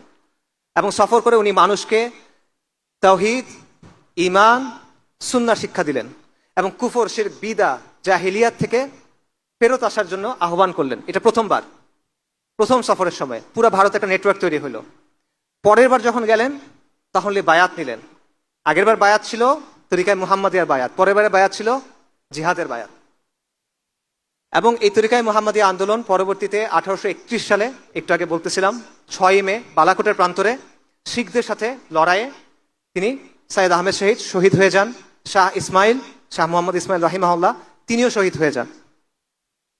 কিন্তু এই আন্দোলনের প্রভাবটা এরপরে থেকে যায়। আমি একটু আগেই বলছি, উপমহাদেশের যতগুলো দিনী ধারা আছে এগুলো কোনো না কোনোভাবে এই তরিকায়ে মুহাম্মাদিয়ার সাথে যুক্ত। আকাবিরে দেওবন্দ, আকাবিরে আহলুল হাদিস, সবাই এটার সাথে যুক্ত। হাজী ইমদাদুল্লাহ মুহাজির মাক্কি রাহিমাহুল্লাহ, আকাবিরে দেওবন্দ, তার ব্যাপারে বলা হয় তার বয়স যখন 3 বছর, তখন তাদের গ্রামে সাইয়্যেদ আহমেদ শহীদ আসছিল, এবং সাইয়্যেদ আহমেদ শহীদের কোলে তাকে দেয়া হয়েছিল। উনি তার কাছে বায়াত করছিলেন, এবং তিনি শাহ মোহাম্মদ ইসহাকের কাছে শিখছিলেন, যিনি শাহ আব্দুল আজিজের নাতি। উপমহাদেশে আহলে হাদিসদের যারা বড় ব্যক্তি, 2জন বড় ব্যক্তি আছে, সৈয়দ নাজির হোসেন দেহলভী এবং নওয়াব সিদ্দিক খান ভূপালী বা কান্নৌজি। এনারা সবাই সাইয়্যেদ আহমেদ শহীদের দ্বারা প্রভাবিত। উপমহাদেশের যে কারামত আলী জৈনপুরী রাহিমাহুল্লাহ, তার নাম আপনারা শুনছেন, ওনারা সাইয়্যেদ আহমেদ শহীদের খলিফা। সবগুলো ধারা এটার দ্বারা প্রভাবিত, এবং তারা তাজদিদের একটা ধারা চালু করলেন। এবং এটা বাংলাদেশেও ছিল। বালাকোটে বাংলাদেশের মুজাহিদ শহীদ হয়েছেন, সাইয়্যেদ আহমেদ শহীদের কাছে বাংলাদেশের মানুষ বায়াত করছে। তিতুমির রাহিমাহুল্লাহ, বাংলার না, তিনি সাইয়্যেদ আহমেদ শহীদের খলিফা ছিলেন। তিনি সাইয়্যেদ আহমেদ শহীদের সাথে হজে গেছিলেন, এবং সাইয়্যেদ আহমেদ শহীদের একজন বিখ্যাত খলিফা ছিলেন মাওলানা ইনায়েত আলী। উনি বাংলাদেশের এই যে উত্তরবঙ্গের যে এরিয়াটা, এখানে এসে দীর্ঘ সময় দাওয়া করছেন। এবং বাংলাদেশের যে মানুষ, বাংলাদেশের ছোট ছোট গ্রামের মানুষ, তারা মুষ্টি বলতো, এটা ছোট ছোট করে চাল দিত, প্রত্যেক ঘর থেকে চাল দিত। কেন? ওনারা জিহাদ করবেন, এই জিহাদের জন্য আমরা এটা দিচ্ছি। বাংলাদেশের মা বোনেরা তারা তাদের অলংকার দিত, কেন? মুজাহিদদের জন্য এটা দাও। এবং বাংলাদেশের ঘরের গরু বাছুর বিক্রি করে তারা মুজাহিদদের জন্য এটা দিত। ডেইলি স্টারের যে সম্পাদক আছে মাহফুজ আনাম সাহেব, তার বাবা আবুল মনসুর আহমেদ, তার একটা বই আছে আমার দেখা রাজনীতির 50 বছর। ওই বইয়ের প্রথম চ্যাপ্টারে দেখবেন ওনারা সাইয়্যেদ আহমেদ শহীদের জামা, তাদের যে জামা, এই জামার কিছু গান ছিল, নাশিদ ছিল, সেই একটা নাসির ওই বইয়ের একদম শুরুতে উনি লিখছেন, কারণ ওনাদের গ্রামে এটা প্রভাব ছিল তখনও। এটা হলো সাইয়েদ আহমেদ শহীদের আন্দোলনের প্রভাব। তার জামাতে বিখ্যাত বাঙালি কয়েকজন সদস্যের নাম আমি বলি। একজন হলো মাওলানা ইমাম উদ্দিন আল বাঙ্গালি, নোয়াখালীর বিখ্যাত মানুষ, ওয়ারেস আলী বাঙ্গালি, নূর মোহাম্মদ নিজামপুরি আল বাঙ্গালি, এনারা সবাই সাইয়েদ আহমেদ শহীদের জামার মধ্যে ছিলেন। তিতুমিরের কথা আপনারা সবাই জানেন। তিতুমির রাহিমাহুল্লাহ বাংলায় এসে এই দাওয়াতটা শুরু করছিলেন। বাংলার তখন মুসলমানদের অবস্থা কি? মুসলমানরা তখন ধুতি পরে, মুসলমানদের নাম হিন্দুদের মতো, মুসলমানদের নামের শুরুতে শ্রী যোগ করে, পূজার জন্য মুসলমানদের কর দিতে হয়, মসজিদ বানাতে হলে হিন্দুদের গিয়ে কর দিতে হয়, এরকম একটা অবস্থা। এবং মুসলমানরা হিন্দুদের অনুকরণ করতেছে সবকিছুর মধ্যে। এই অবস্থায় তিতুমির রাহিমাহুল্লাহ এসে কোরআন সুন্নাহর দাওয়াত দিলেন, কুফর শিরক বিদআ ফাহিশার বিরুদ্ধে দাওয়াত দিলেন। এবং তিনি মুসলিমদের বললেন যে তোমাদের নাম এরকম হইতে হবে, তোমরা ধুতি বন্ধ করে এই পড়ো, লুঙ্গি পড়ো। এই বিষয়গুলো তারা তখন করলেন এবং তার চারপাশে বিরাট একটা জামাত তৈরি হয়ে গেল। এবং যখন জামাত তৈরি হয়ে গেল তখন এই হিন্দু জমিদাররা তার বিরোধিতা করলো, তাদের বিরুদ্ধে অ্যাটাক করা শুরু করলো। এবং তখন নারিকেল বাড়িয়াতে একটা বিরান মসজিদ ছিল, সেইখানে তারা একটা কেল্লা তৈরি করলো, যেটার নাম হলো বাঁশের কেল্লা। এবং খণ্ড খণ্ড যুদ্ধ হলো, যেখানে তারা ইংরেজ আর্মিকেও পরাজিত করলো। 1830 নভেম্বর থেকে 1831 নভেম্বর পর্যন্ত 24 পরগনা এবং নদিয়ার বিশাল এলাকা তিতুমির রাহিমাহুল্লাহ যে জামাত দখল করে রাখছিল। এবং তিনি সেখানে ইসলামী শাসন কায়েম করছিলেন, তিনি নিজেকে বাদশা ঘোষণা করছিলেন এখানে। এবং ওখানে কাজী ছিল, ওখানে ইসলামী শরিয়া অনুযায়ী আদালত ছিল, বিচার হইত। পরবর্তীতে 1831 সালে 19 নভেম্বর বাঁশের কেল্লায় ইংরেজদের বিশাল বাহিনী আসলো। ফজরের পর আক্রমণ হলো, তিতুমির রাহিমাহুল্লাহ তার সন্তান সহ তার জামাত সহ শহীদ হয়ে গেলেন। তার বাহিনীর সেনাপতি ছিল গোলাম মাসুম, তার ভাগ্নে। তাকে ইংরেজরা বলল যে তুমি মাফ চাও, ক্ষমা চাও, তোমাকে ছেড়ে দিব। উনি বলেন আমরা ফিরিঙ্গি কাফেরদের কাছে মাফ চাইবো না। তখন ওনাকে ওইখানে ফাঁসি দেয়া হলো। এবং তখন ইংরেজ বাহিনীর এক মেজর বলতেছিল যে আমরা আজকে জিতছি, কিন্তু আজকে যারা প্রাণ দিছে সে তার নিজের ধর্মের জন্য যুদ্ধ করছে এবং সে তার দেশের জন্য যুদ্ধ করছে এবং তারা মহাপুরুষ। ইংরেজরা এটা বলতেছে। এটা হলো আমাদের আজাদির আন্দোলনের ধারা, এটা হলো আপনার পূর্বপুরুষ ভাই। হাজী শরীয়তুল্লাহর আন্দোলন, ফরাইজি আন্দোলন নিয়ে আমি দীর্ঘ আলোচনা করছি অন্য জায়গায়, এখানে অত কথা বলবো না। ফরাইজিদের অবস্থা সেম ছিল, বাংলার অবস্থা একই রকমের ছিল। একই রকমের কুসংস্কার, একই রকমের বেদা, একই রকমের শিরকি প্রথা বাংলার মধ্যে ঢুকে গেছিল। পার্থক্য হলো তরিকায়ে মুহাম্মাদিয়া এবং তিতুমির সরাসরি লড়াই শুরু করছেন, কিন্তু হাজী শরীয়তুল্লাহ এটা করতে পারেন নাই। তারা প্রথমে সমাজের মধ্যে দাওয়াতি কাজ করছেন, ইসলাহি কাজ করছেন, মানুষকে দিনের দিকে ডাকছেন। পরবর্তীতে তারা আন্দোলন সংগ্রাম করছেন। কিরকম? তারা কর দেন নাই, অসহযোগ আন্দোলন করছেন, তারা নীলকরদের কুঠি ঘেরাও করছেন, তারা কৃষক বিদ্রোহ করছেন, তারা খাসমহল দখল করে নিছেন। এবং তারা কি করছেন, তাদের যে অঞ্চল ছিল, যেই অঞ্চলে তাদের নিয়ন্ত্রণ ছিল, সেখানে তারা শরিয়া অনুযায়ী বিচার করতেন। অর্থাৎ ব্রিটিশ শাসনের অধীনে থেকে তারা নিজস্ব একটা ছায়া শাসন ব্যবস্থা গড়ে তুলছিলেন। এটা হলো ফরাইজি আন্দোলনের অবস্থা। এবং ফরাইজি আন্দোলনের স্লোগান ছিল যে তারা বলছিল যে জমিন যার, লাঙ্গল যার, জমিন তার। এবং তাদের স্লোগান ছিল যে সৃষ্টি যার, আইন তার। এগুলো তাদের স্লোগান। এবং এই যে তরিকায়ে মুহাম্মাদিয়া যে আন্দোলন, জিহাদ আন্দোলন, তিতুমির রাহিমাহুল্লাহ যে আন্দোলন, হাজী শরীয়তুল্লাহ যে আন্দোলন, এগুলো সব এক সুতায় গাথা। এবং এটা কিরকম ছিল যে ফরাইজি আন্দোলনের প্রভাব ছিল বাংলার পূর্ব দিকে এবং দক্ষিণ দিকে, আর তরিকায়ে মুহাম্মাদিয়া যে আন্দোলন এটার প্রভাব ছিল উত্তর এবং পশ্চিমবঙ্গে। এবং এই দুটো মিলে পুরো বাংলা কাভার হয়ে যায়। এবং ইংরেজরা এই দুটাকে একই মনে করতো, এই জন্য তারা দুটাকেই বলতো ওয়াহাবি আন্দোলন, যদিও এই দুটার মধ্যে কিছু পার্থক্য ছিল। এরপর হলো ওলামায়ে সাদিকপুর। এটা হলো সাইয়েদ আহমেদ শহীদের আন্দোলনের সবচেয়ে সক্রিয় যে ধারা, সেটা হলো ওলামায়ে সাদিকপুর। সাইয়েদ আহমেদ শহীদ 1831 সালে শহীদ হয়ে গেলেন। তার দুজন বিখ্যাত খলিফা ছিলেন, একজনের নাম একটু আগে বলছি, মাওলানা উইলায়াত আলী এবং মাওলানা ইনায়াত আলী রাহিমাহুমুল্লাহ। তারা হলেন পাটনার সাদিকপুরের একটা সম্ভ্রান্ত পরিবারের সন্তান, আলেম ছিলেন তারা। তারা 1840 সালের দিকে ঠিক করলেন যে না, এই ফিরিঙ্গিদের বিরুদ্ধে আমরা আবার জিহাদ শুরু করব। এবং তারা পুরো ভারতে আবার নেটওয়ার্ক করে তুললেন। তারা যুদ্ধ শুরু করলেন কোথায়? ওয়াজিরিস্তানে, সিত্তানায়। আর তাদের দাওয়াতি কেন্দ্র ছিল পাটনায়। আর তারা পুরো হিন্দুস্তান থেকে মানুষকে, অর্থকে সেখানে পাঠাতেন। এবং বাংলায় তাদের দাওয়াতি কাজ ছিল, বিশেষ করে মাওলানা ইনায়াত আলী রাহিমাহুল্লাহ এই বাংলার উত্তরবঙ্গে তাদের ব্যাপক কাজ ছিল। এবং 1845 থেকে শুরু করে প্রায় 30 বছর ক্রমাগত তারা ব্রিটিশদের বিরুদ্ধে ফাইট করে গেছেন। ব্রিটিশরা তাদের পরাজিত করার জন্য একের পর এক বাহিনী পাঠিয়েছে, পরাজিত করতে পারে নাই। এবং তারা বলছে এরা হলো হিন্দুস্তানে আমাদের শাসনের জন্য একটা চিরস্থায়ী হুমকি। পরাজিত করতে পারেনি তাদেরকে। এবং বাংলায় যেটা বললাম, তরিকায়ে মুহাম্মদিয়ার যে আন্দোলন, মাওলানা উলামায়ে সাদেকপুরের যে আন্দোলন, সেটার অবস্থান ছিল এবং তাদের এখানে দাওয়াতি কাজকর্ম ছিল, যেটার প্রভাব এখনো বিদ্যমান। এবং শেখ ডক্টর আসাদুল্লাহ গালিব, তার একটা থিসিস আছে, সেখানে তিনি বলতেছেন যে মাওলানা ইনায়েত আলী দাওয়াতের কারণেই এই অঞ্চলগুলো এখন আহলে হাদিস, কারণ তাদের মধ্যে প্রোটো আহলে হাদিস কিছু ব্যাপার ছিল। একটা ইন্টারেস্টিং বিষয় হলো, মাওলানা ইনায়েত আলী ওয়াজিরিস্তানে জিহাদ করছেন, জিহাদ আন্দোলনকে তিনি অর্গানাইজ করছেন। আবার তিনি বাংলায় ছিলেন, বাংলায় দাওয়াতি কাজ করছেন, কিন্তু বাংলায় কিন্তু তারা জিহাদ করেন নাই। ফরাজি আন্দোলন বাংলায় জিহাদ করে নাই, কিন্তু তারা ওয়াজিরিস্তানে এবং বালাকোটে সাহায্য পাঠাইছে, তিতুমিরের কাছে সাহায্য পাঠাইছে। এটা কেন? এটার সুনির্দিষ্ট কোনো উত্তর জানা যায় না। তবে এটার একটা ব্যাখ্যা হইতে পারে এরকম, যে ওইখানের যে বাস্তবতা, সিত্তানার যে বাস্তবতা, দুর্গম অঞ্চল, পাহাড়ি অঞ্চল, সীমান্তবর্তী অঞ্চল, ওইখানকার মানুষ হলো গোত্রীয় মানুষ, যোদ্ধা মানুষ। এই বাস্তবতাগুলো এখানে ছিল না, যেই কারণে এখানে তারা দাওয়াতি কাজ করছেন কিন্তু লড়াই করেন নাই। আল্লাহু আলাম। এরপর হলো 1857 সালের মহা অভ্যুত্থান, যেটাকে ইংরেজরা সিপাহী বিপ্লব বলে। এটা সিপাহী বিপ্লব না, এটা হলো ইংরেজ শাসনের বিরুদ্ধে একটা অভ্যুত্থান, একটা সশস্ত্র অভ্যুত্থান ছিল এটা, যেটা ব্যর্থ হয়েছিল। কিন্তু এই অভ্যুত্থানের পেছনে মূল, এটা একটা জাতীয় অভ্যুত্থান ছিল, এখানে হিন্দুরাও অংশগ্রহণ করছে, শিখরাও অংশগ্রহণ করছে, এটা সত্য। কিন্তু এখানে মূল চালিকা ছিল মুসলিমরা, এটা ব্রিটিশ ঐতিহাসিকরা স্বীকার করে। এবং তরিকায়ে মুহাম্মদিয়ার যেই নেতারা ছিলেন, তারা এখানে ব্যাপক ভূমিকা রাখছেন। যেমন মাওলানা বুলায়েত আলী হায়দ্রাবাদের যে মুসলিম সেনারা ছিল, সৈনিকরা ছিল, তাদের উদ্বুদ্ধ করছিল যে তোমরা এদের বিরুদ্ধে বিদ্রোহ করো। এবং এভাবে অন্যান্য নেতারা পাঞ্জাব এবং মাদ্রাসায় এভাবে উদ্বুদ্ধ করছিল। মাওলানা আহমদুল্লাহ শাহ নামে একজন মানুষ ছিলেন রাহিমাহুল্লাহ, তিনি ইন্ডিয়া ঘুরে ঘুরে মুসলিমদের কাছে বয়ান করতেন যে এই ফিরিঙ্গি কাফেরদের বিরুদ্ধে আমাদের জিহাদ করতে হবে, এরা আমাদের উপর অনাচার করতেছে, এরা আমাদের উপর কুফর চাপায় দিচ্ছে, এদের বিরুদ্ধে আমাদের জিহাদ করতে হবে। এবং এই কারণে তার মাথার উপরে 50,000 রৌপ্য মুদ্র পুরস্কার ঘোষণা করা হয়েছিল, যে মাওলানা আহমদুল্লাহর মাথা এনে দাও, তাকে 50,000 রূপা দেওয়া হবে, রৌপ্য মুদ্রা দেওয়া হবে। এবং শেষ পর্যন্ত তাকে শহীদ করে দেওয়া হয়। এবং এই কারণে 1857 যে অভ্যুত্থান, এটা যখন ব্যর্থ হলো, তখন সবচেয়ে বেশি শাস্তি দেওয়া হয়েছিল কাদের? ওলামায়ে কেরামদের।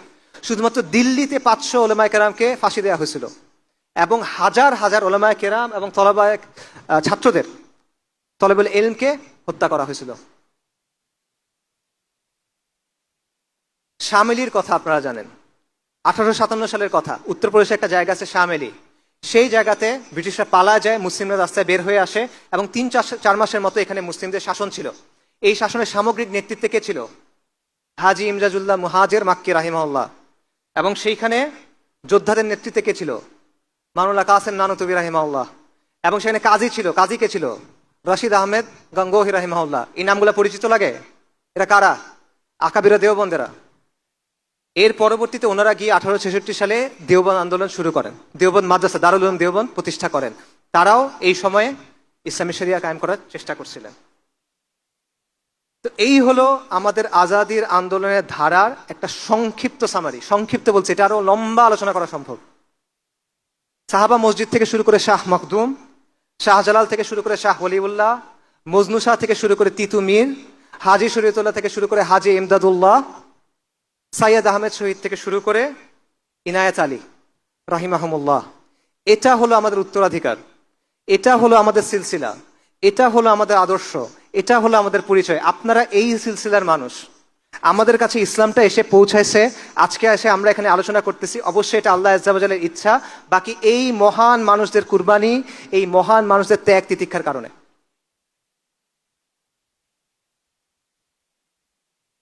আমি একটা বিষয়ে অনেক সময় চিন্তা করি, সেটা হলো নারিকেল বাড়িয়ায় বাঁশের কেল্লার যে শেষ লড়াইটা হয়েছিল, এটা হয়েছিল ফজরের পর, ফজরের নামাজের পর। কিন্তু রাতেই ফিরিঙ্গিরা বাঁশের কেল্লা ঘিরে ফেলছিল। আমি যেটা চিন্তা করি সেটা হলো, এই লড়াইটার আগে তিতুমির রাহিমাহুল্লাহ কি চিন্তা করতেছিলেন? তিনি তো বুঝে ফেলছেন যে লড়াই করতে হবে, শাহাদাতের সংকল্প করে ফেলছেন। তখন উনি কি চিন্তা করতেছিলেন? ফজরের নামাজে দাঁড়ানোর আগে উনি কি চিন্তা করতেছেন? এটা আমার প্রায় মনে হয়, শাহাদাতের কথা যেহেতু আসছে, ডেফিনেটলি উনি আল্লাহর কথা চিন্তা করছেন, আল্লাহ দিদারের কথা চিন্তা করছেন, আখেরাতের কথা চিন্তা করছেন, কবরের সওয়াল জবাবের কথা চিন্তা করছেন, হাউজে কাউসারের কথা চিন্তা করছেন, নিশ্চিতভাবে অবশ্যই। বাট এর বাইরে আর কি চিন্তা করছেন তিনি? তিনি কি ভবিষ্যতের কথা ভাবছেন কিনা? তিনি কি চিন্তা করছেন কিনা যে তাদের যে কোরবানি এটা কিভাবে ভবিষ্যৎ প্রজন্মকে প্রভাবিত করবে? তিনি কি এটা ভাবছেন কিনা যে তারা যে রক্ত দিচ্ছেন, তারা রক্ত দিবেন, কিন্তু এই রক্তের স্রোত শতাব্দী থেকে শতাব্দীতে প্রভাবিত হবে। এই রক্তের স্রোত, এই রক্তের ঋণ প্রজন্ম থেকে প্রজন্মান্তরে থেকে যাবে, এটা উনি ভাবছিলেন কিনা? আমাদের শরীরে এই রক্ত, আপনি এই রক্তের উত্তরাধিকারী, এবং এই রক্তের ঋণ আমাদের শোধ করতে হবে। এটা হলো আপনার পরিচয় ভাই। আপনি এই সিলসিলার অংশ। আমরা এটা ভুলে কোথায় আছি এখন?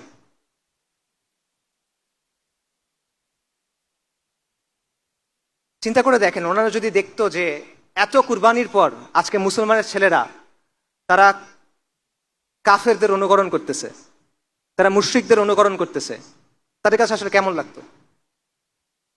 চিন্তা করে দেখেন যে তারা যদি দেখতে, ওদের কথা বাদ দেন, যারা দিনের কথা বলে, যারা দিনকে বিজয়ী করার স্বপ্ন দেখে, তাদের আচার আচরণের মধ্যে নবী সাল্লাল্লাহু আলাইহি ওয়াসাল্লামের সুন্নাত নাই, তাদের আদব আখলাকের মধ্যে নবী সাল্লাল্লাহু আলাইহি ওয়াসাল্লামের সুন্নাত নাই, দিনের জন্য সিরিয়াসনেস নাই, খালি জজবা আছে, সাময়িক উত্তেজনা আছে, এটা যদি তারা দেখতেন তাদের কাছে কেমন লাগতো?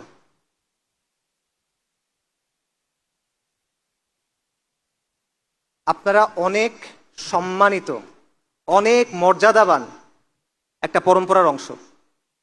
আমরা অনেক মর্যাদাবান একটা সিলসিলার অংশ।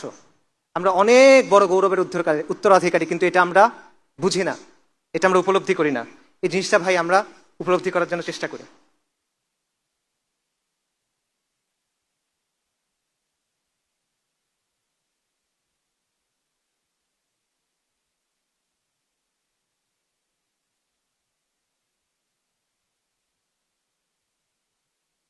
শাপলার কথায় ফেরত আসি।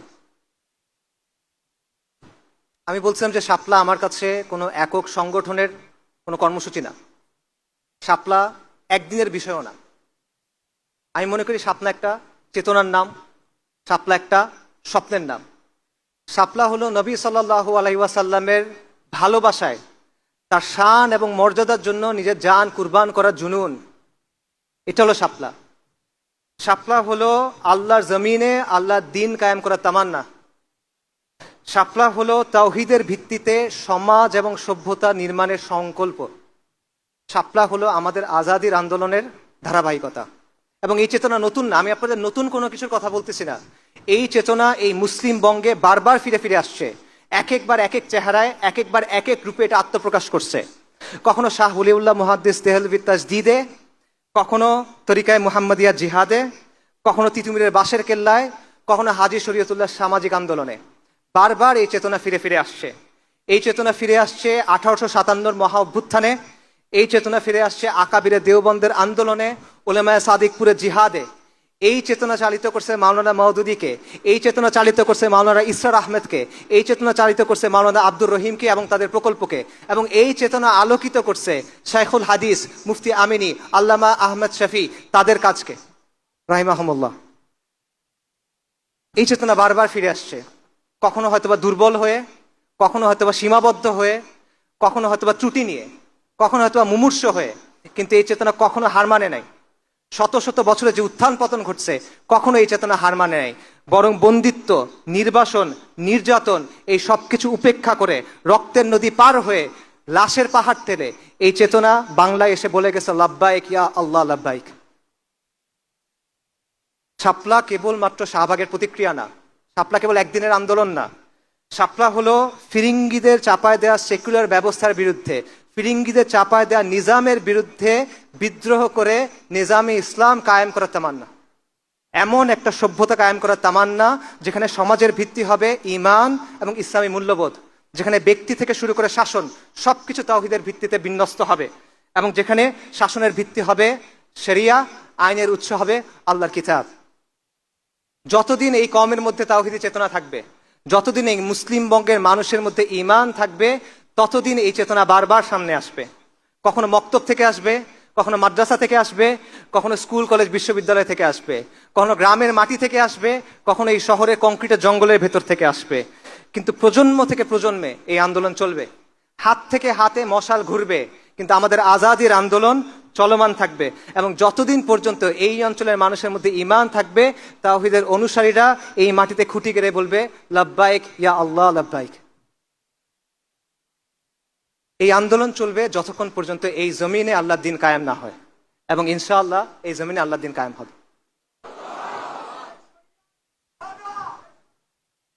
আমরা আমাদের কমকে গালি দেই যে বাঙালিদের দিয়ে কিছু হবে না, কিন্তু হয়তো এই যে হিস্ট্রি বললাম, হয়তো দিল্লি সালতানাতের সময় বাংলাদেশের নাম ছিল বুলগাকপুর, বাংলার নাম ছিল বুলগাকপুর। বুলগাকপুর মানে বিদ্রোহের শহর, যে যারা এখানে আসে বিদ্রোহ করে কিছুদিন পর পর। এটা এখানের হিস্ট্রি। আর একটা ইতিহাসটা আমি আপনাদের বললাম, রিসেন্ট হিস্ট্রি দেখেন। 47-এর সময় পাকিস্তান আন্দোলনের সবচেয়ে আগে যোগ দিয়েছে এখানকার মানুষ। 69-এর গণ অভ্যুত্থান, 90-এর গণ অভ্যুত্থান, 24-এর গণ অভ্যুত্থান, 13 সালের জাগরণ, অ্যাভারেজে প্রতি 20 বছর পর পর এখানে অভ্যুত্থান হয়। হিস্ট্রি এটা। আবার হবে এখানে অভ্যুত্থান, নিশ্চিত এটা হবে, লিখে রাখেন। আরেকটা জায়গা দেখেন, এরকম উদাহরণ দেখান আমাকে, এরকম একটা জায়গা উদাহরণ দেখান যেখানে বারবার এরকম হয়, পাবেন না। আবার হবে এখানে অভ্যুত্থান, এবং পরিবর্তন সম্ভব। আল্লাহ আমাদের চোখের সামনে দেখা দিচ্ছেন পরিবর্তন সম্ভব, কিন্তু এখানে আমাদের কাজ করতে হবে। আমরা কাজ না করলে হবে না। আমরা মনে করি যে আরেকজন কেউ এসে কাজটা করে দিবে, আমরা আরেকজনের জন্য অপেক্ষা করি, এভাবে হবে না। আমাদের সক্রিয় হতে হবে, আমাদের নামতে হবে, আমাদের কাজ করতে হবে, তাহলে হবে। 5ই অগস্টের কথা চিন্তা করেন, তখন অনেক মানুষের একটা প্রশ্ন ছিল, এই লং মার্চ হবে, সবাই কি আসবে, এই যে হাসিনা সে কি আসলে যাবে? তখন আমি একটা লেখা লিখছিলাম, তখন আমি বলছিলাম এত কিছু চিন্তা করার দরকার নাই। কে ডাক দিল, কে ডাক দিল না, কে কালকে থাকলো, কে কালকে থাকলো না, এগুলো নিয়ে চিন্তা করেন না। রাস্তায় নেমে যান, আপনি আগায় যান, ইনশাল্লাহ ইতিহাস হয়ে যাবে। আলহামদুলিল্লাহ ইতিহাস হয়ে গেছে। আমরা যখন নামি, আমরা যখন কাজ করি, তখন পরিবর্তন হয়ে যায়, এটা বাস্তবতা। কিন্তু যদি আমরা সত্যিকারের পরিবর্তন চাই, এরকম পরিবর্তন না যেগুলো হয়ে আসছে, প্রকৃত পরিবর্তন চাই, তাহলে আমাদের দীর্ঘমেয়াদী পরিকল্পনা করতে হবে। ওই যে বললাম, আমাদের দিনের জন্য ভালোবাসা আছে, এটাকে দায়িত্বে পরিণত করতে হবে। জজবা আছে, এটাকে দৃঢ় সংকল্পে পরিণত করতে হবে। উত্তেজনা আছে, এটাকে সুশৃঙ্খল কাজে পরিণত করতে হবে, তা না হলে হবে না। সো এই জমিনে, এই শহরে আবার একদিন অভ্যুত্থান হবে, ইন্তিফাদা হবে, লিখে রাখেন ইনশাআল্লাহ। কিন্তু সেটাকে আমরা বিপ্লব পর্যন্ত নিয়ে যাব কিনা, এটা নির্ভর করবে আমাদের উপরে।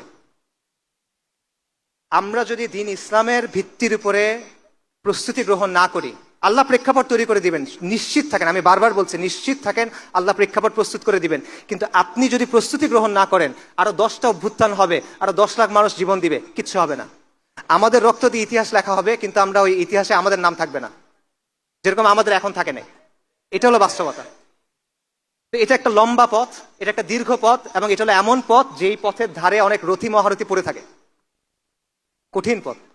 এই পথে হাঁটবেন কিনা এটা আপনারা চিন্তা করেন, নিজেকে প্রশ্ন করেন, সিদ্ধান্ত নেন। ওই যে বললাম, আলোচনাগুলো যেন এমন হয়, আয়োজনগুলো যেন এমন হয়, বাসায় গিয়ে যেন কিছু নিয়ে যেতে পারেন, নিজেকে যেন প্রশ্ন করতে পারেন, নিজেকে প্রশ্ন করেন এই পথে আপনি যেতে চান কিনা, এই পথে আপনি আগাতে চান কিনা। এই কথাটা মনে থাকবে, নিজেদের শেকড়ের কথা মনে থাকবে, এই সিলসিলার কথা মনে থাকবে। অনেকে বলে যে আসিফ আদনান তরুণদের মাথা নষ্ট করতেছে। কিভাবে করতেছে? সে তার আদর্শ প্রচার করার মাধ্যমে তরুণদের মাথা নষ্ট করতেছে। এইটা হলো আমার আদর্শ। এই যে বললাম, এটা আমার আদর্শ। আমাদের আজাদির আন্দোলনের যে ধারাবাহিকতা, এটা আমার আদর্শ, আর কোনো কিছু না। আমি এখানে দাঁড়ায় যেটা বলি, আমি দরজার পেছনে একই কথাই বলি। আপনাদের মাথা নষ্ট হয়েছে? যদি আজকের পরে আপনাদের ভাইকে কখনো তুলে নিয়ে যায় কোনো গোয়েন্দা সংস্থা, তখন এই কথাগুলো মনে থাকবে? কোনটা মনে থাকবে, আমার কথা নাকি আমার কথাগুলা? আমাকে মনে না থাকলে সমস্যা নাই, হাসবুনাল্লাহু ওয়া নি'মাল ওয়াকিল। কথাগুলো যেন মনে থাকে, কারণ এইটা আমাদের অতীত, এটা আমাদের ভবিষ্যৎ, এটা আমাদের বর্তমান। এই যে ধারাবাহিকতা, এটা আমাদের ডেস্টিনি। এটা ছাড়া আমাদের কোনো মুক্তি হবে না ভাই, সম্ভব না। ইতিহাস সাক্ষ্য দেয় যে এই জমিনে 1000 বছর ধরে ইসলাম আছে। ইতিহাস সাক্ষ্য দেয় এই জমিনের মানুষ শতাব্দীর পর শতাব্দী ইমানের জন্য সংগ্রাম করে গেছে। ইতিহাস সাক্ষ্য দেয় এখানে 550 বছর মুসলিমদের শাসন ছিল, ইনশাল্লাহ এখানে আবার ইসলামী শাসন কায়েম হবে। আমাদের আজাদির আন্দোলন পূর্ণতা পাবে ইনশাআল্লাহ, এবং এই দিনকে বিজয়ী করা, এটা আমাদের ম্যানিফেস্ট ডেস্টিনি। আমাদের আর কোনো পারপাস নাই এই দিনকে বিজয়ী করা ছাড়া। আমাদের পেছনে কারা দাঁড়ায় আছে? এটা একটা কাফেলা, এই কাফেলার পেছনে কারা দাঁড়ায় আছে বলেন? শাহ ওয়ালিউল্লাহ, শাহ জালাল, সৈয়দ আহমেদ শহীদ, তিতুমির, শরীয়তুল্লাহ, মাওলানা উলায়াত আলী, মাওলানা ইনায়াত আলী, আকাবিরে দেওবন্দ, তারা আমাদের পেছনে দাঁড়ায় আছেন। আর এই কাফেলার শেষ মাথা কোথায় বলেন? এই কাফেলার শেষ মাথায় কারা দাঁড়ায় আছে? আল মালহামাতুল কুবরার যে বরকতময় কাফেলা, সেটা দাঁড়ায় আছে আপনার সামনে। আমাদের সামনে এই রাস্তা কোথায় গিয়ে শেষ হয়েছে? আল মাহাদি আল মুনতাজারের যে আবির্ভাব, সেখানে গিয়ে শেষ হয়েছে। সাইয়েদানা ঈসা ইবনে মারইয়াম আলাইহিমুস সালাতু ওয়াস সালাম, তার যে আবির্ভাব, সেখানে গিয়ে এটা শেষ হয়েছে। এই আন্দোলন চলমান থাকবে। আর প্রতিশ্রুতি আল্লাহ দিছেন সাফল্যের। এই প্রতিশ্রুতি গ্রহণ করেন, এই দায়িত্ব গ্রহণ করেন।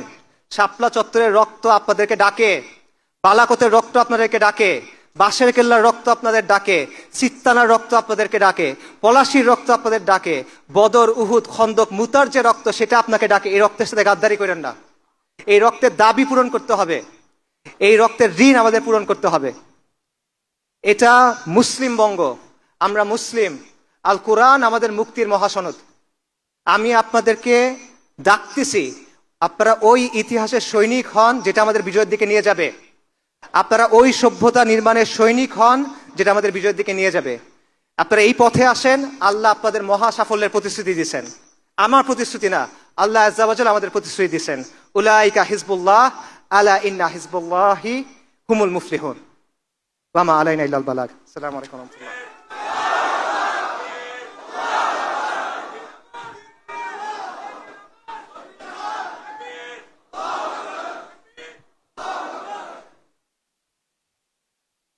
तकबीर तकबीर।